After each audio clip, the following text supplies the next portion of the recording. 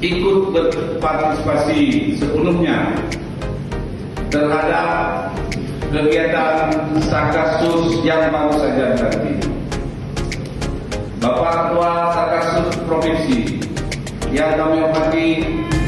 mohon juga Satgasus yang baru saja nanti ini supaya nanti mereka-mereka ini dibekali pertama dengan fasilitas yang lengkap, baju apakah baju loreng, pakaian loreng, sepatu lengkap, mereka bisa turun langsung ke sawah. Dan para Satgasus provinsi, apapun yang kita kerjakan, kalau tidak ada BBM ke lapangan untuk bisa berjalannya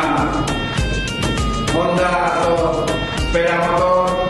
mereka tidak bisa. Maka dengan itu kami dari pemerintah, karena pemerintah PDJaya sangat sedikit anggaran, kami mengharapkan kepada Ketua Satgasus Provinsi, bantulah Satgasus Kabupaten dan Kecamatan kami ini supaya bisa menjalankan roda pengawasan, bisa menjalankan